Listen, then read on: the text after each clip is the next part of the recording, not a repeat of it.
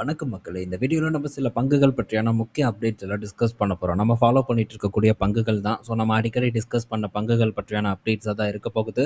ஒன்னொன்னா நம்ம பார்ப்போம். அதுக்கு முன்னாடி மார்க்கெட்டோட பெர்ஃபார்மன்ஸை பார்க்கலாம். ஸோ இன்னைக்கு நம்ம ஆஃப்டர்நூன் டிஸ்கஸ் பண்ண சேம் அதே லெவல் கிட்ட தான் க்ளோஸ் ஆயிருக்கு. பெரிய மாற்றம் இல்லை. நிஃப்டி 50 ஒரு 100 பாயிண்ட்ஸ் இறங்கியிருக்கு. பேங்க் நிஃப்டி ஒரு 100 பாயிண்ட்ஸ் பாசிட்டிவாக வந்து பர்ஃபார்ம் பண்ணியிருக்கு. ஸோ பேங்க் நிஃப்டி இன்னைக்கு ஓரளவு தப்பிச்சிட்டான் அப்படின்னே வந்து நம்ம சொல்லலாம். ஏன்னா அவன் தான் ரொம்ப பாதிக்கப்பட்டிருந்தான். பட் எப்படியோ அப்படி இப்படின்ட்டு பார்த்தீங்கன்னா மேலே வந்து க்ளோஸ் ஆயிடுச்சு. இன்னைக்கு டேல எஃப்ஐஎஸ் பார்க்கும்போதும் ஹெவியாக விற்றுருக்காங்க. சேம் டைம் டிஐஎஸ் பார்த்தீங்கன்னா நம்ம மார்க்கெட்டில் ஹெவியாக பணத்தை போட்டிருக்காங்க. ஸோ பார்க்கும்போது டிஃப்ரென்ஸ் நமக்கு தெரியும். கிட்டத்தட்ட 4000 கோடிக்கு எஃப்ஐஎஸ் விற்றுருக்காங்க. 5400 கோடிக்கு டிஐஎஸ் பார்த்தீங்கன்னா வாங்கியிருக்காங்க. ஸோ நல்ல ஒரு சப்போர்ட்டை கொடுத்துருக்காங்க. இது ஒரு நல்ல ஒரு செய்தி அப்படின்னு நம்ம எடுத்துக்கலாம். பட் என்ன, பங்குகள் இறங்குது, ஆனால் இறங்கவே விட மாட்டேங்கிறாங்க. டிஐஎஸும் சரி, ரிட்டைல் இன்வெஸ்டர்ஸும் சரி. ஸோ டக்குன்னு பணத்தை தூக்கி இறக்கி, ஸோ ஒரு பெரிய பிரச்சனை இருந்தாலும் கூட, பிரச்சனை இல்லாத இடத்துல வேற கணக்கு. ஸோ பெரும் பிரச்சனை இருக்கக்கூடிய இடத்துலலாம் பெருசாக சரிவே அடையலை. நீங்கள் பீக்லேருந்து எடுத்து பார்க்கும்போது ஒரு 20% இல்லை ஒரு 25% வரைக்கான சரிவு தான் கொடுத்துருக்கு. மேபி அது ஒரு 50% இல்லை ஒரு 40% வரைக்கான சரிவை கொடுத்தா கூட நம்ம அதை பற்றி யோசிக்க ஆரம்பிக்கலாம். என்னைக்கு எப்போ கரெக்டாக இருக்கும் அப்படின்ட்டு நிலைமையை பொறுத்து நம்ம சிந்திக்க ஆரம்பிக்கலாம். பட் அதற்கான வாய்ப்பே ஏற்பட மாட்டேங்குது. பட் ஒன்றும் பிரச்சனை இல்லை. ஸோ நமக்கு நல்ல சான்சஸ் நிறைய பக்கம் இருக்குது. அதுவே போதுமான ஒன்று அப்படின்னு தான் நான் நினைக்கிறேன். சரி, அடுத்தது நம்ம வந்து அப்டேட்குள்ளே போவோம். ஃபஸ்ட்டு நம்ம பார்க்க போகிறது பேங்க் ஆஃப் இந்தியாவை பற்றியான அப்டேட் தான். ஸோ பேங்க் ஆஃப் இந்தியாவோட ரிசல்ட் வந்திருக்கு. எக்ஸலண்ட்டான ஒரு பர்ஃபார்மன்ஸை இந்த காலாண்டு டெலிவர் பண்ணியிருக்காங்க. ஸோ ப்ராஃபிட் பார்க்கும்போது உயர்ந்திருக்கு. அண்டு அவங்களுடைய அசட் குவாலிட்டி பார்க்கும்போதும் இம்ப்ரூவ் ஆயிருக்கு. இது பேங்க் ஆஃப் இந்தியாவை பொறுத்த வரைக்கும் ரொம்ப நல்ல செய்தி. பேங்க் ஆஃப் இந்தியா நல்ல வேல்யூவேஷனில் இருக்கலாம். ஆனால் பேங்க் ஆஃப் இந்தியாவை பொறுத்த வரைக்கும் எந்த சான்ஸும் இல்லை. ஸோ போன வருடம் ஆரம்பத்துலலாம் பார்க்கும்போது ஸோ நல்ல ஒரு இடத்துல இருந்தது. ஆனால் இப்போ இந்த லெவலில் இருக்கான்னு கேட்டால் இல்லை. அங்கேருந்து நல்ல ஏற்றத்தை கொடுத்து ப்ராஃபிட் புக் பண்ணி இப்போ திரும்ப பார்த்தீங்கன்னா ஒரு கன்சாலிடேஷன் நடந்துகிட்ருக்கு. நடக்கட்டும் பொறுமையாக. ஸோ மேபி நமக்கு திரும்ப சான்ஸ் இந்த பிஎஸ்யூவில் கிடைக்கும் அப்படின்னு தான் நான் நினைக்கிறேன். சும்மா சும்மா கொடுத்துட்டே இருக்கான். ஆனால் ஏதோ ஒரு சூழ்நிலையில் ஒரு நல்ல ஏற்றத்தை கொடுத்துருமோ அப்படிங்கிற ஒரு பயமும் ஒரு பக்கம் இருந்துகிட்ருக்கு. ஸோ லாஸ்ட்டாக ஒரு நல்ல சான்ஸை கொடுறா அப்படின்னு தான் நான் வந்து வெயிட் பண்ணிகிட்டு இருக்கேன் பிஎஸ்யூ பேங்க்ஸை பொறுத்த வரைக்கும். ஸோ அடுத்து இன்னொரு அப்டேட் இருக்குது. நீங்கள் தம்ப்நெயில்ல பார்த்துருப்பீங்க. அவன் மட்டும் சான்ஸ் கொடுத்தானா அருமையாக வந்து இருக்கும். ஸோ அதை பற்றி நம்ம டிஸ்கஸ் பண்ணுவோம். ஃபஸ்ட் இவனை முடிச்சிடலாம். ஸோ இன்றைக்கி இந்த ரிசல்ட்டை பொறுத்த வரைக்கும் நல்ல ரிசல்ட்டாக அமைஞ்சிருக்கு. கிட்டத்தட்ட ஒரு 10% வரைக்கும் பார்த்தீங்கன்னா குவார்டர் ஆன் குவார்ட்டரில் ப்ராஃபிட் உயர்ந்திருக்கு. இயர் ஆன் இயரில் பார்க்கும்போதும் அருமையான ஒரு பர்ஃபார்மன்ஸாக பேங்க் ஆஃப் இந்தியா டெலிவர் பண்ணியிருக்காங்க. 3300 கோடி ப்ராஃபிட். ஸோ பெட்டரான ஒரு ரிசல்ட்டை பேங்க் ஆஃப் இந்தியா டெலிவர் பண்ணியிருக்கு. இது நம்மளை பொறுத்த வரைக்கும் ஒரு நல்ல செய்தி தான். ஸோ நெக்ஸ்ட் ஒரு ஆப்பர்ச்சுனிட்டி நமக்கு திரும்ப கிடைக்குமா அப்படிங்கிறத பொறுத்திருந்து வந்து பார்ப்போம் பேங்க் ஆஃப் இந்தியாவை பொறுத்த வரைக்கும். அடுத்தது பேங்க் ஆஃப் பரோடா. ஸோ இதுதான் பார்த்தீங்கன்னா ஒரு உச்சக்கட்ட ப்ரெஷரில் வந்து மாட்டியிருக்கு. அடே உனக்கான இந்த நிலமை அப்படிங்கிற மாதிரியான ஒரு இதுதான் நமக்கு வந்து இப்போது தோணுது. ஸோ ஒரு கெட்ட கடன் ரொம்ப நாட்கள் ஆனால் கூட எப்படி பாதிக்கும் அப்படிங்கிறத இந்த பேங்க் ஆஃப் பரோடா பார்த்தீங்கன்னா நமக்கு உணர்த்தியிருக்கு. ஸோ இப்போ என்னென்ன பிரச்சனைன்னு நம்ம பார்ப்போம். ஃபஸ்ட்டு ரிசல்ட்டை டிஸ்கஸ் பண்ணலாம். பேங்க் ஆஃப் பரோடாவை பொறுத்த வரைக்கும் இந்த காலாண்டு வெறும் 1839 கோடி தான் ப்ராஃபிட் பண்ணியிருக்காங்க. என்னப்பா ஆச்சு உனக்கு? நல்ல பையனாச்சே நீ, என்ன ஆச்சு உனக்கு? திடீர்னு ஏன் மார்க் கம்மியாச்சுங்கிற மாதிரி. ஸோ பேங்க் ஆஃப் பரோடாவோட ரிசல்ட்டு சடனாக பார்த்தீங்கன்னா போட்டு பொழந்திருக்கு. என்ன ரீசன் அப்படின்னு தேடி பார்க்கும்போது ஸோ பேங்க் ஆஃப் பரோடாவில் ஏதோ ஒரு இஷ்யூ நடந்திருக்கு. ஸோ என்எம் சேல்த் அப்படின்ட்டு துபாய், அதாவது இந்த யுஏஇயில் இருக்கக்கூடிய ஒரு நிறுவனம். ஸோ அந்த நிறுவனம் பார்த்திங்கன்னா ஒரு மருத்துவமனை தான். ஸோ ஹாஸ்பிட்டல் அப்படின்னு நம்ம சொல்லலாம். இந்த நிறுவனம் பார்த்திங்கன்னா இந்தியாவை சேர்ந்த ஒருத்தரால் தான் வந்து ரன் பண்ணப்பட்ட வந்துட்டுருக்கு. ஸோ இந்த நிறுவனத்துக்கு பேங்க் ஆஃப் பரோடா கடன் கொடுத்துருக்காங்க. இதுதான் ஒரு பெரிய தலைவலியாகவே வந்து நடந்திருக்கு. ஸோ இது முன்னாடியே நடந்த ஒரு விஷயம்தான். 2020 நடந்த ஒரு பஞ்சாயத்து. ஸோ அது இப்போ வரைக்கும் பார்த்திங்கன்னா தொடர்ந்து இருந்துட்டு வந்துட்டுருக்கு. ஸோ இதில் கேட்கும்போது சுவாரஸ்யமாக இருக்கும். என்ன எதுக்கு இந்த லாஸ் ஆயிருக்குன்ட்டு. ஸோ இந்த 2020 பார்க்கும்போது இந்த என்எம் சேல்ஸ் பார்த்திங்கன்னா பேங்க்ரப்சி ஆயிடுச்சு. ஸோ இன்சால்வன்சிக்கு போயிட்டாங்க.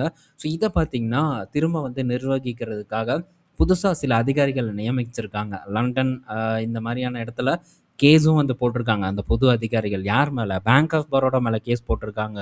என்னடா நியாயம் இது அப்படின்னு நம்ம பார்க்கும்போது ஸோ அவங்க என்ன ஒரு குற்றச்சாட்டை வைக்கிறாங்கன்னா, இவங்களுக்கு தெரிஞ்சிருக்கு அந்த நிறுவனம், அதாவது என்எம்சி ஹெல்த் பார்த்திங்கன்னா நொடிஞ்சு போகக்கூடிய நிறுவனம் அப்படின்னு தெரிஞ்சிருக்கு. தெரிஞ்சே பார்த்திங்கன்னா பேங்க் ஆஃப் பரோடா கடன் கொடுத்துருக்காங்க அப்படிங்கிற ஒரு குற்றச்சாட்டை முன் வச்சுருக்காங்க. ஸோ இதை சார்ந்து பார்த்திங்கன்னா கேஸ் வந்து தொடர்ந்து நடந்துட்டு இருந்திருக்கு.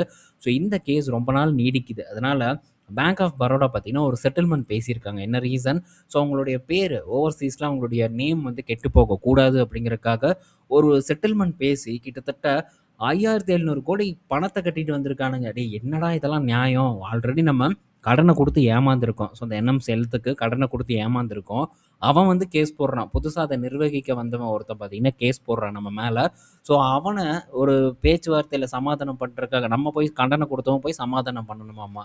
ஸோ இதெல்லாம் கேட்கும்போது பார்த்தாலே எரிச்சல் ஆகுது. ஸோ என்ன மாரியான ஒரு விஷயம் அப்டின்ட்டு எனக்கு சுத்தமா வந்து புரியல.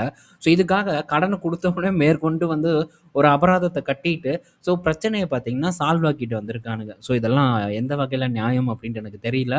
ஸோ இதுக்கான பேங்க் ஆஃப் பரோடா சொல்லக்கூடிய ரீசன் என்னன்னா, இந்த போராட்டம் தொடர்ந்து நீடித்து இருந்ததுன்னா, பேங்கோட நல்ல பேரு போகும் அப்படின்னு வந்து சொல்றாங்க. எப்படிப்பா போகும்? நீ கேஸ்ல ஜெயிச்சிட்டீன்னா, எப்படி போகும்? இந்த கேள்வி தானே அடிப்படையா அனைவர் மனசிலும் வர்றது.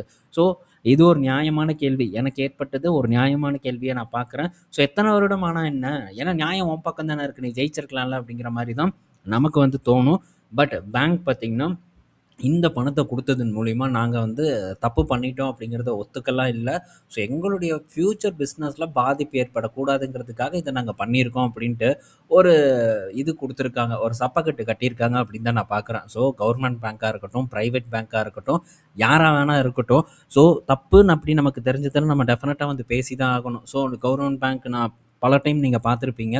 ஸோ பிஎஸ்யூ பேங்க்ஸ நான் பெரிய அளவுக்கு வந்து தூக்கி வச்சு பேசுவேன். ரீசன் பார்த்தீங்கன்னா, ஸோ அத எந்த நேரத்திலயும் நான் போய் புடிக்கணும் அப்படிங்கிற அர்த்தத்துக்காகலாம் நான் பேசுறதில்ல. அண்டு பிரைவேட் பேங்க் மேல எனக்கு இருக்கக்கூடிய வெறுப்புனாலலாம் இல்ல. ஸோ பிரைவேட் பேங்க்கையும் நான் எது நல்ல ஒரு இடத்துல இருக்கோ, அத நான் டெஃபினட்டா வந்து ஃபோக்கஸ் பண்றதுக்கு ட்ரை பண்ணுவேன். அதில இருக்கக்கூடிய விஷயங்கள நான் ஷேர் பண்ணுவேன். அதே தான் பிஎஸ்யூ பேங்க்லயும் வந்து பண்ணிட்டுருக்கேன். அதுக்காக ஸோ இவனுங்க பண்ணக்கூடிய விஷயத்தலாம் நம்ம நியாயப்படுத்த விரும்பல. ஸோ நீங்க இன்னொரு கேள்வி கேட்கலாம். ஸோ இப்ப இந்த மாரி பிரச்சனையிலலாம் மாட்டுதே, இது எல்லா பேங்க்கும் வந்து மாட்ட தான் செய்யும். அதில ஒண்ணும் பண்ண முடியாது. இதில தெரிஞ்சு தான் பண்ணியிருக்கானா, தெரியாம பண்ணியிருக்கானான்ட்டு நம்ம தெரியாம எதையும் பேசிறக்கூடாது. ஸோ எல்லா இடத்துலயும் இந்த மாரியான விஷயம் பார்த்தீங்கன்னா, நடந்துட்டு தான் வந்து இருக்கும். ஆனா, நம்ம மாட்டாம இருக்கணும். ஸோ இந்த மாரியான பிரச்சனை நடந்து பங்கோட விலை சரியுது அப்படிங்கும்போது, நம்ம மாட்டாம இருக்கணும்னா, சரியான இடத்துல நம்ம உள்ள போகணும். ஸோ இண்டஸ்இண்ட் பேங்க்கு நல்ல ஒரு சரிவ குடுத்ததுக்கு அப்புறம் தான் உள்ளேயே நான் நுழைஞ்சேன். ஆனா, அதுக்கப்புறம் தான் விஸ்வரூபம் எடுத்த ஒரு பிரச்சனை வந்து ஆரம்பிச்சது. பட் இருந்தாலும் பார்த்தீங்கன்னா, அக்ரெசிவா எவ்ரி டிப் வந்து நான் ஃபோக்கஸ் பண்ணேன். ஸோ இண்டஸ்இண்ட் பேங்க்க பொறுத்தவரைக்கும் நீங்க பாருங்க சார்ட்ட நான் காமிக்கிறேன். ஸோ நல்ல ஒரு உச்சத்தில 1800க்கு மேல இருந்தது. ஸோ இந்த ஸ்க்ரீனர்ல நல்லாவே வந்து காமிக்க மாட்டேங்குது. ஸோ நம்ம வந்து ட்ரேடிங் வியூலயே வந்து பார்ப்போம்.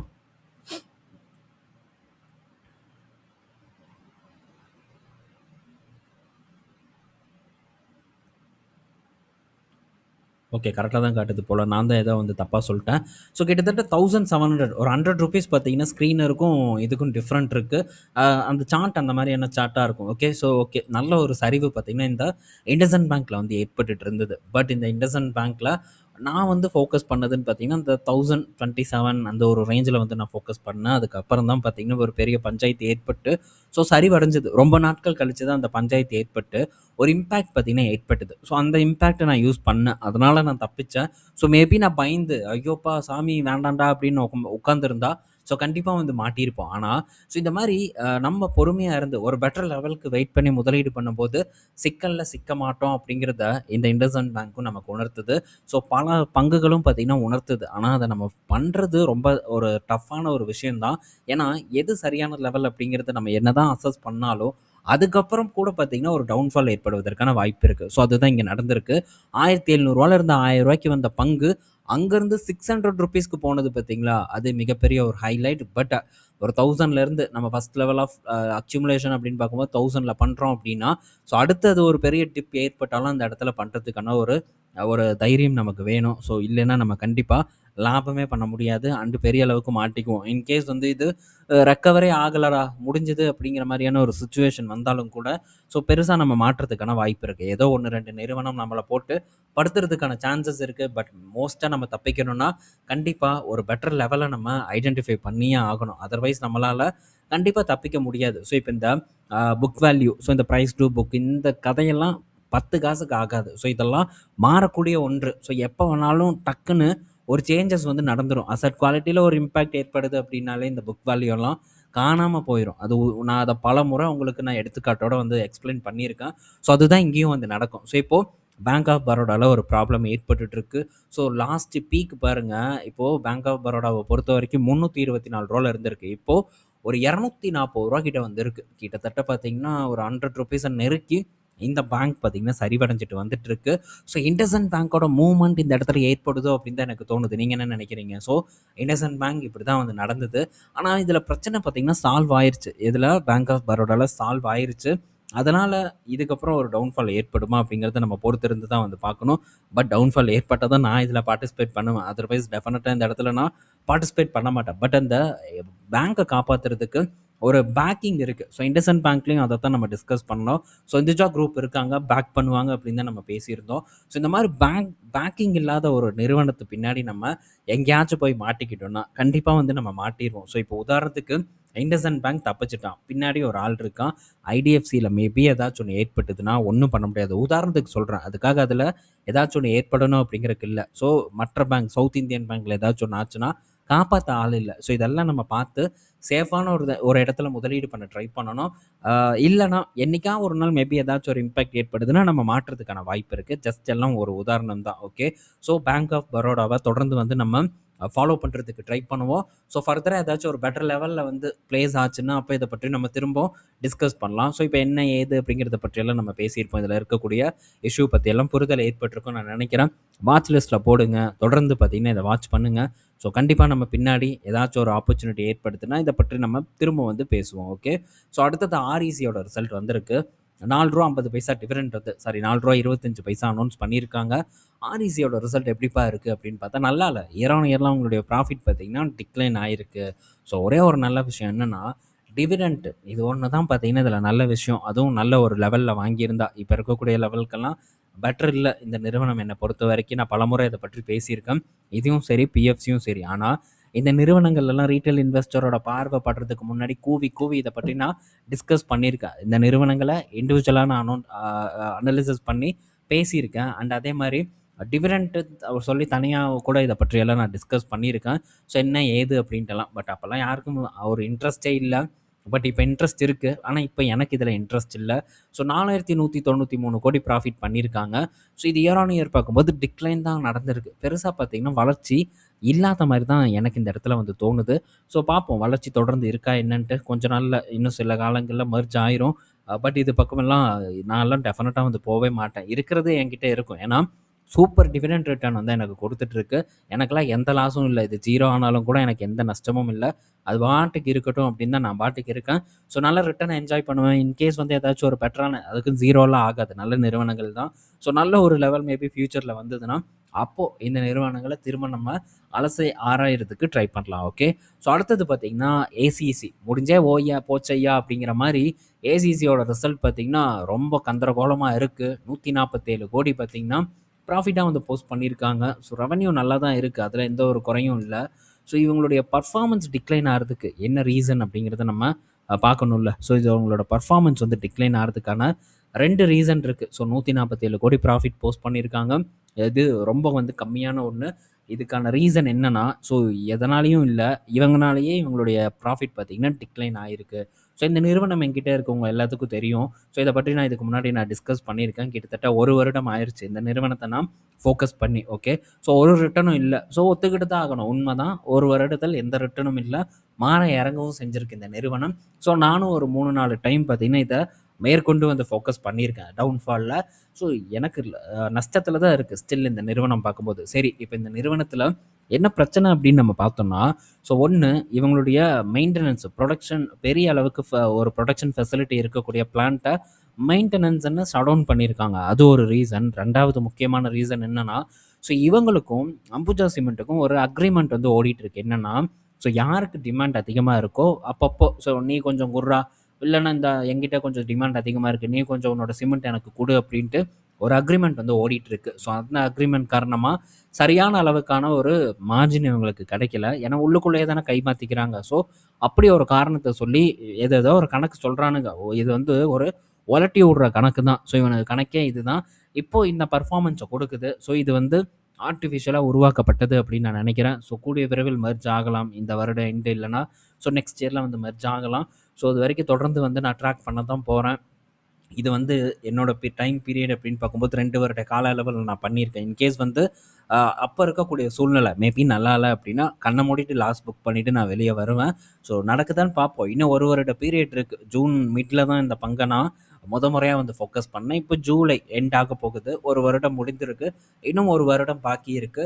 ஸோ 1 வருடத்துல மேபி பெர்ஃபார்ம் பண்ணல அப்படின்னா, ஸோ டெஃபினட்டா பார்த்தீங்கன்னா, அப்ப இருக்கக்கூடிய சூழ்நிலைய பொறுத்து எந்த முடிவா இருந்தாலும் எக்ஸிட்னாலும் எக்ஸிட், இல்ல மேற்கொண்டு வந்து ஃபோக்கஸ் பண்ணணும்னாலும் பண்றதுக்கு நான் ரெடியா இருக்கேன். ஸோ இது வந்து என்னுடைய ஒரு டிசிஷன். இத ஃபாலோ பண்ணணுங்கிற அவசியம் இல்ல. ஸோ பலரும் பார்த்தீங்கன்னா, ஏசிசி பற்றியான அப்டேட் குடுங்கன்னு கேட்டுட்டு இருக்காங்க. ஸோ அப்டேட் வந்து குடுத்துருக்கேன். ஸோ திரும்ப ஏதாச்சும் என்னைக்காச்சும் அப்டேட் வரும்போது, ஏதாச்சும் ஒரு விஷயம் நடக்கும்போது தான் நம்ம இத பற்றி வந்து பேசுவோம் அப்படிங்கிறது இந்த இடத்துல நான் தெரியப்படுத்திக்கிறேன். ஏன்னா, சும்மா பேசுறதுல என்ன இருக்கு? ஒண்ணும் வந்து இல்ல. ஸோ இதுக்கு முன்னாடியும் அப்பப்ப நம்ம வந்து பேசிட்டு இருக்கோம். என்னைக்கு அப்டேட் வருதோ அன்னைக்கு கண்டிப்பா இத பற்றி நம்ம திரும்ப வந்து பேசுவோம். ஓகே. இந்த வீடியோ மிஸ் பண்ணிட்டு நாளைக்கே வந்து ஏசிசிய பற்றி டிஸ்கஸ் பண்ணுங்கன்பாங்க. ஸோ தயவு செஞ்சு முன்னாடி இருக்கக்கூடிய வீடியோஸ் அண்ட் தம்ப்நெயில்ஸ பாருங்க. ஸோ அதில நீங்க கேட்கக்கூடிய நிறுவனங்களோட புகைப்படம் இருக்கும். அத நீங்க செக் பண்ணிட்டீங்கன்னா, ஸோ உங்களுக்கு அதில ஐடியா கிடைக்கும். ஸோ தயவு செஞ்சு அந்த மாரி தேடி பாருங்க. ஓகே. அடுத்தது பார்த்தீங்கன்னா, கோஃபோர்ஜ் கிட்ட இருந்து அப்டேட்டு. ஸோ கோஃபோர்ஜ் பத்தி நம்ம ஆஃப்டர்நூன் பார்த்தோம். இப்ப பார்த்தீங்கன்னா, ஒரு டீல் வின் பண்ணியிருக்காங்க. அதுவும் $230 மில்லியன் மதிப்பிலான ஒரு டீல வின் பண்ணியிருக்காங்க.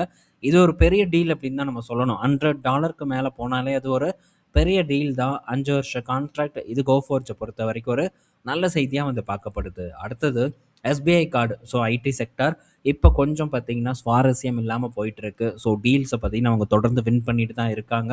ஸோ எல்லாம் நல்லா தான் போகுது. பட் என்ன இப்ப பெருசா ஒரு இறக்கமும் இல்ல, ஏற்றமும் இல்ல. அப்படியே பார்த்தீங்கன்னா, ஸ்டேபிளா நிக்குது. ஸோ இதுக்கப்புறம் எத நோக்கி போகும் அப்படிங்கிறத தான் எல்லாரும் எதிர்நோக்கி காத்துட்டு இருக்காங்க. ஃபர்தரா டவுன்ஃபால் ஏற்படுமா அப்படிங்கிறத நானும் எக்ஸ்பெக்ட் பண்ணிட்டு இருக்கேன். இன்கேஸ் ஏற்பட்டதுன்னா, கண்டிப்பா ஒரு பெரிய அளவுக்கான மனசு வெடிக்கும், ரத்த ஆறு ஓடும். பொறுத்திருந்து நம்ம பார்ப்போம். நடந்ததுன்னா, அந்த டைம்ல அதுக்கு ஏற்ற மாரியான முடிவுகள் எடுப்போம். ஸோ என் பிளான் கிளியரா இருக்கு. ஸோ என் பிளான் என்ன அப்படிங்கிறது உங்களுக்கு தெரியும். தொடர்ந்து வந்து இத பற்றி நம்ம டிஸ்கஸ் பண்ணலாம். அடுத்தது எஸ்பிஐ கார்டோட ரிசல்ட்டு. ஸோ எஸ்பிஐ கார்டோட பெர்ஃபார்மன்ஸ் இந்த காலாண்டு பெட்டரா தான் வந்து இருக்கு. ஸோ எஸ்பிஐ கார்டோட பெர்ஃபார்மன்ஸ் இம்ப்ரூவ் ஆறதுக்கான மெயின் ரீசன், ஸோ ப்ரொவிஷன் பார்த்தீங்கன்னா, கொஞ்சம் வேலைத்தனம் பண்ணியிருக்காங்க. அது ஒரு முக்கியமான ஒரு விஷயமா வந்து இருக்கு. பட் இந்த காலாண்டு பெட்டரான பெர்ஃபார்மன்ஸ் அசெட் குவாலிட்டிலயும் வந்து நடந்திருக்கு. ஸோ இது ரொம்ப முக்கியமான ஒரு விஷயம். அது மட்டும் இல்ல, ஸோ இப்போ இவங்களுடைய இந்த புதுசா வந்து அக்கவுண்ட்ஸ் ஆட் ஆகும்ல, கிரெடிட் கார்டு அக்கவுண்ட் கிட்டத்தட்ட 1,000,000 கிட்ட வந்து ஆட் ஆயிருக்கிறதா, புது அக்கவுண்ட் ஆட் ஆயிருக்கிறதா தகவல் வந்து கிடைச்சிருக்கு. ஸோ கார்ட் ஸ்பெண்ட் பார்க்கும்போதும் 27% வந்து உயர்ந்திருக்கு. ஸோ இதெல்லாம் பார்க்கும்போது நல்ல விஷயமா நம்ம வந்து எடுத்துக்கலாம். ஸோ கார்ட் ஸ்பெண்ட் தான் ரொம்ப முக்கியம். ஸோ கார்ட் ஸ்பெண்டிங் பார்க்கும்போது ரொம்ப நல்லா இருக்கு. 664 கோடி ப்ராஃபிட் போஸ்ட் பண்ணியிருக்காங்க. என்பிஏ அசெட் குவாலிட்டி பார்க்கும்போது இம்ப்ரூவ் ஆயிட்டு இருக்கு. இத நீங்க கண்டிப்பா வந்து பார்க்கணும்.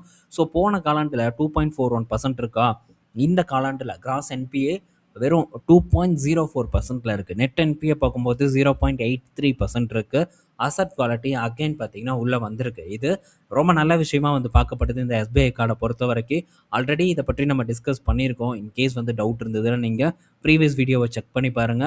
ஸோ ஒரு நல்ல ஒரு டவுன்ஃபால்ல இருக்கு. அண்டு ஃபர்தரா டிப் ஆகுமான்னு தெரியல. ஏன்னா இப்போதைக்கு ஃபினான்ஷியல் பங்குகள் டேக் ஆஃப் ஆகாம தான் இருக்கு. அப்படியே தான் கடந்துட்டு இருக்கு. ஸோ என்ன நடக்குதுங்கிறத நம்ம வெயிட் பண்ணி தான் வந்து பார்க்கணும். பட் இந்த ரிசல்ட் நல்ல ரிசல்ட். ஸோ ஃபர்தரா நீங்க இத இன்னும் கொஞ்சம் டீப்பா ரிசர்ச் பண்ணி கூட வந்து பார்க்கலாம். ஓகே. ஸோ நெக்ஸ்ட் பார்த்தீங்கன்னா, லோத்தா டெவலப்பர். ஸோ இந்த லோத்தா டெவலப்பரோட இந்த காலாண்டு பெர்ஃபார்மன்ஸ் வந்திருக்கு. ஸோ நல்ல பெர்ஃபார்மன்ஸ பார்த்தீங்கன்னா, போஸ்ட் பண்ணியிருக்காங்க இந்த லோத்தா டெவலப்பர்ஸ். ஸோ இத பற்றி நான் 2 ஆர்டிக்கல் போட்டிருக்கேன். இத பற்றி நான் வீடியோ அப்லோட் பண்ணியிருக்கேன். ஸோ நான் ஒரு லெவலுக்கு எக்ஸ்பெக்ட் பண்ணேன். பட் அந்த லெவல் வராம அங்கிருந்து ஒரு பெட்டர் பெர்ஃபார்மன்ஸ வந்து டெலிவர் பண்ணியிருக்கு இந்த லோத்தா அப்படின்னு தான் வந்து சொல்லணும். ஸோ எக்ஸ்பெக்ட் பண்ணி அதுக்கப்புறம் விழுந்ததுன்னா, அதை ஏத்துக்கிறதுக்கான பக்குவம் நம்மகிட்ட இருக்கும். அதற்கான திட்டம் நம்மகிட்ட இருக்கும். இன்கேஸ் நம்ம எக்ஸ்பெக்டேஷன்ல இல்லாம, ஸோ ஏதோ ஒரு இடத்துல நம்ம வாங்கி அங்கேருந்து அது பெர்ஃபார்ம் பண்ணாம இறங்குச்சுன்னா, அது நம்மளால கண்டிப்பா ஏத்துக்க முடியாது. அதுதான் முக்கியமான ஒரு விஷயம். ஸோ சம்டைம்ஸ் இந்த மாதிரியான மிஸ்ஸிங் நடக்கும். சம்டைம்ஸ் நம்ம வாங்குனதுக்கப்புறம் பெர்ஃபார்ம் பண்ணாம டவுன்ஃபால் நடக்கும். ஸோ இதுதான் ஷேர் மார்க்கெட். இதுதான் சரியானது அப்படின்ட்டு நம்மளால உறுதியா எதையும் வந்து சொல்ல முடியாது. ஸோ அதுதான் மார்க்கெட் அப்படிங்கிறத நம்ம புரிஞ்சுக்கணும். ஸோ எல்லாத்துக்கும் வந்து நம்ம பொறுமையா இருந்து தான் பதில் குடுக்குற மாரியான ஒரு சூழ்நிலை மார்க்கெட்ல எப்பவும் இருந்துட்டே தான் இருக்கும். ஸோ சக்சஸ் மட்டுமே மார்க்கெட் இல்ல. ஸோ பல வகையான விஷயங்கள்ல இருந்து நம்ம எப்படி தப்பிச்சு வரோம் அப்படிங்கிறதெல்லாம் மார்க்கெட் நமக்கு கத்துக் குடுக்கக்கூடிய முக்கிய பாடங்கள். அதுல எந்த மாற்று கருத்தும் இல்ல. ஸோ நல்ல பெர்ஃபார்மன்ஸ போஸ்ட் பண்ணியிருக்காங்க. டபுள் ஆயிருக்கு இயர் ஆன் இயர்ல ப்ராஃபிட். அண்டு போன காலாண்டு கூட கம்பேர் பண்ணும்போது பெட்டர் பெர்ஃபார்மன்ஸ இந்த காலாண்டு டெலிவர் பண்ணியிருக்காங்க இந்த லோத்தால் டெவலப்பர். ஸோ நல்ல பர்ஃபார்மன்ஸ் தொடருதாங்கிறத நம்ம வெயிட் பண்ணுவோம். மேபி இப்போதைக்கு வேல்யூவேஷன் ஒரு ஹையராக தான் வந்து இருக்குது. ஸோ இன்கேஸ் ஃப்யூச்சரில் ஏதாச்சும் ஒரு அட்ராக்டிவான இடத்துக்கு வந்தது, நம்ம எக்ஸ்பெக்ட் பண்ணக்கூடிய ரேஞ்சுக்கு வருது அப்படின்னா இதை பற்றி நம்ம திரும்ப வந்து டிஸ்கஸ் பண்ணலாம். ஓகே, ஸோ இந்த வீடியோ பயனுள்ளதாக இருக்கும் அப்படின்னு நான் நினைக்கிறேன். நாளைக்கு நம்ம இன்னொரு வீடியோவில் மீட் பண்ணுவோம். பாய் மக்களே.